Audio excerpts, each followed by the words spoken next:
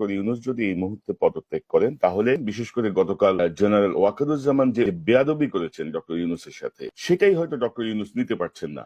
কিন্তু ডক্টর ইউনূস এই যে বেয়াদবি, এই যে অডাসিটি, এই যে ধৃষ্টতা যেটি জেনারেল ওয়াকার গতকাল দেখিয়েছেন এগুলো কিন্তু পরিকল্পিত। ডক্টর ইউনূস আমাদের জন্য আশীর্বাদ, আল্লাহর রহমত। এখন ডক্টর ইউনূসকে যদি কোনোভাবে যদি সরিয়ে দেওয়া যায় তাহলে এই ওয়াকার গংদের অনেক সুবিধা হয়।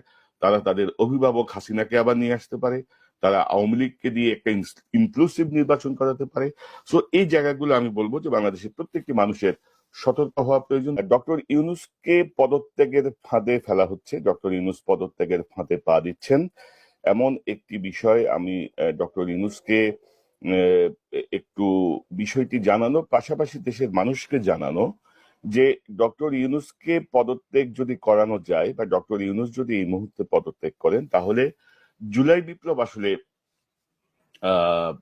শেষ হয়ে যাবে। জুলাই বিপ্লবের যারা জীবন দিয়েছেন, যারা এখন আহত আছেন, আহতদেরকে দেখবেন হসপিটাল থেকে ধরে নিয়ে জেলখানায় পড়া হচ্ছে, তাদের অনেককেই দেখবেন নানাভাবে মেরে ফেলা হচ্ছে।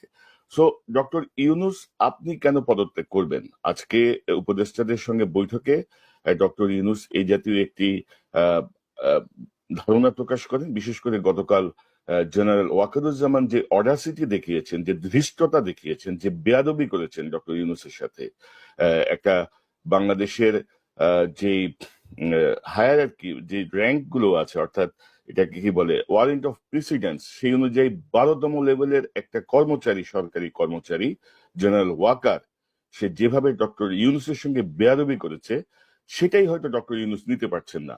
কিন্তু ডক্টর ইউনূস এই যে বেয়াদবি, এই যে অডাসিটি, এই যে ধৃষ্টতা যেটি জেনারেল ওয়াকার গতকাল দেখিয়েছেন এগুলো কিন্তু পরিকল্পিত। যেহেতু আপনি